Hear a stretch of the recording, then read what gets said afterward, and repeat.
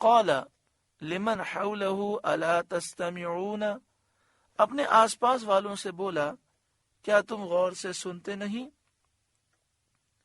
اس وقت اس کے گرد اس کی قوم کے اشراف میں سے یعنی سرداروں مالداروں میں سے 500 شخص زیوروں سے آراستہ سونے کی کرسیوں پر بیٹھے تھے۔ ان سے فرعون کا یہ کہنا کیا تم غور سے نہیں سنتے، اس کا مطلب یہ تھا کہ وہ آسمان و زمین کو قدیم سمجھتے تھے۔ جب موسیٰ علیہ السلام نے فرمایا کہ آسمان و زمین کو بنانے والا وہ رب العالمین ہے اور آسمان و زمین کے درمیان جو چیزیں ہیں اسے بھی اللہ نے بنایا، وہ تو یہ سمجھتے تھے فرعون اور فرعونی کہ آسمان و زمین ہمیشہ سے ہیں، اور اس آسمان و زمین کے حدوث کے منکر تھے۔ حدوث کا مطلب ہوتا ہے پہلے نہ تھے، وہ چیزیں پہلے نہ تھیں بعد میں بنی، تو یہ اس چیز کے منکر تھے، یہ سمجھتے تھے کہ آسمان و زمین ہمیشہ سے ہیں۔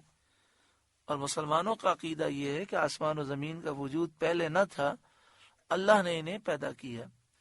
مطلب یہ تھا کہ جب یہ چیزیں قدیم ہیں، ہمیشہ سے ہیں، تو ان کے بنانے کے لیے رب کی کیا حاجت، کیا ضرورت۔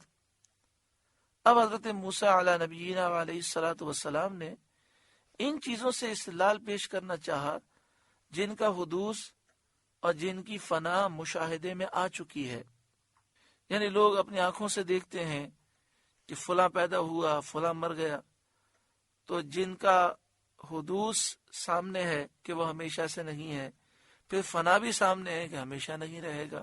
تو حضرت موسیٰ علیہ السلام نے ان چیزوں سے استدلال فرمایا۔ پھر آیت کریمہ کو سنیں، قال لمن حوله الا تستمعون، اپنے آس پاس والوں سے بولا کیا تم غور سے سنتے نہیں؟ قال ربکم ورب آبائکم الاولین، موسیٰ نے فرمایا رب تمہارا اور تمہارے اگلے باپ داداؤں کا، یعنی اگر تم دوسری چیزوں سے استدلال نہیں کر سکتے، نہیں سمجھ سکتے، تو خود تمہارے نفوس سے استدلال پیش کیا جاتا ہے۔ تم اپنے آپ پر غور کرو، اپنے آپ کو جانتے ہو، پیدا ہوئے ہو، اپنے باپ دادا کو جانتے ہو کہ وہ فنا ہو گئے، تو اپنی پیدائش سے اور ان کی فنا سے پیدا کرنے اور فنا کر دینے والے کے وجود کا ثبوت ملتا ہے کہ پیدا کرنے والا بھی اللہ ہے اور سب کو فنا کرنے والا بھی اللہ ہے۔ قال، فرعون بولا، ان رسولکم الذی ارسل الیکم لمجنون، تمہارے یہ رسول جو تمہاری طرف بھیجے گئے ہیں ضرور عقل نہیں رکھتے، ضرور مجنون ہیں، نعوذ باللہ من ذالک۔ فرعون نے یہ اس لیے کہا کہ وہ اپنے سوا کسی معبود کے وجود کا قائل نہ تھا، وہ کہتا تھا کہ میں ہی خدا ہوں، میرے سوا کوئی خدا نہیں، اور جو اس کے معبود ہونے کا اعتقاد نہ رکھے، جو اسے خدا نہ سمجھے، وہ اسے خارج از عقل کہتا تھا کہ یہ عقل نہیں رکھتا، یہ پاگل ہے، یہ مجنون ہے۔ حقیقتاً اس طرح کی گفتگو عجز کے وقت آدمی کی زبان پر آتی ہے، جب آدمی لاجواب ہو جاتا ہے اور کوئی جواب نہیں ہوتا تو وہ اس طرح کی گفتگو کرتا ہے۔ فرعون اس موقع پر لاجواب ہو گیا، لیکن حضرت موسیٰ علیہ السلام نے فرض ہدایت اور ارشاد کو علی وجہ الکمال ادا کیا، اور اس کی تمام لایانی گفتگو کے باوجود پھر مزید بیان کی طرف متوجہ ہوئے، یعنی اس کی فضول باتوں کی طرف آپ نے توجہ نہ دی اور آپ نے اپنا درس جاری رکھا۔ قال، موسیٰ نے فرمایا، رب المشرق والمغرب وما بینہما، رب مشرق کا اور مغرب کا اور جو کچھ ان کے درمیان ہے، کیونکہ مشرق سے سورج کا طلوع کرنا اور مغرب میں غروب ہو جانا اور سال کی فصلوں میں ایک حساب معین پر چلنا، سال کے موسم اور موسم کے لحاظ سے جو زراعت اور جو پودے اور جو پھل اور اناج ہیں ان کا ایک معین حساب پر چلنا، ہواؤں اور بارشوں وغیرہ کے نظام، یہ سب اللہ کے وجود اور اللہ کی قدرت پر دلالت کرتے ہیں۔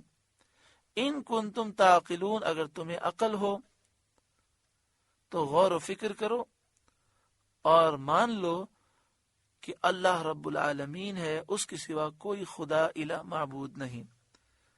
اب فرعون متحیر ہو گیا، حیران اور پریشان ہو گیا، اور اللہ تعالیٰ کی قدرت کے آثار کے انکار کی کوئی گنجائش اس کے سامنے باقی نہ رہی، آثار قدرت الہی کے انکار کی راہ باقی نہ رہی، اور کوئی جواب اس سے بن نہ آیا۔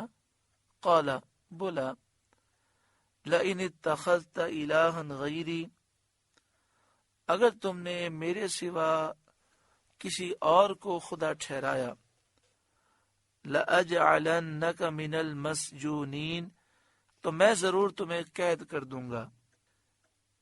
یہ بھی باطل لوگوں کا طریقہ ہوتا ہے کہ پہلے وہ مذاق اڑاتے ہیں، پھر اس سے بھی عاجز ہو جاتے ہیں تو پھر دھمکی دیتے ہیں۔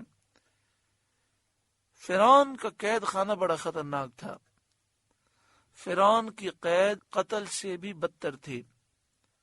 اس کا جیل خانہ تنگ، تاریک، عمیق گڑھا تھا، یعنی ایک تنگ سا گڑھا تھا جہاں پر اندھیرا تھا اور گہرا وہ گڑھا تھا۔ اس میں اکیلا ڈال دیتا تھا، نہ وہاں کوئی آواز سنائی دیتی تھی، نہ کچھ نظر آتا تھا۔ قال، موسیٰ علیہ السلام نے فرمایا، اولو جئتک بشیء مبین، کیا اگرچہ میں تیرے پاس کوئی روشن چیز لاؤں جو میری رسالت کی برہان ہو، مراد اس سے معجزہ ہے، یعنی کیا پھر بھی تو ظلم کرے گا؟ میں تیرے پاس روشن دلیل لاؤں، معجزہ دکھاؤں جس سے بالکل واضح ہو جائے کہ میں اللہ کے رسول ہوں۔ قال، فرعون بولا، فأت بہ ان کنت من الصادقین، تو لاؤ اگر سچے ہو۔ فألقى عصاه، تو موسیٰ نے اپنا عصا ڈال دیا۔ فإذا هي ثعبان مبین، جبھی وہ سری اژدہا ہو گیا، وہ عصا اژدہا بن گیا، اور اژدہا بن کر آسمان کی طرف 1 میل کی مقدار اڑا، پھر اتر کر فرعون کی طرف متوجہ ہوا اور کہنے لگا، اے موسیٰ، مجھے جو چاہیے حکم دیجیے۔ فرعون نے گھبرا کر کہا، اس کی قسم جس نے اے موسیٰ تمہیں رسول بنایا، اس اژدہے کو پکڑو۔ حضرت موسیٰ علیہ السلام نے اس کو دست مبارک میں لیا تو پہلے کی طرح وہ عصا ہو گیا۔ فرعون کہنے لگا، اس کے سوا اور بھی کوئی معجزہ ہے؟ آپ نے فرمایا، ہاں، اور اس کو ید بیدا دکھایا۔ وَنَزَعَ يَدَهُ، اور اپنا ہاتھ نکالا، یعنی اپنا ہاتھ گریبان میں ڈال کر نکالا۔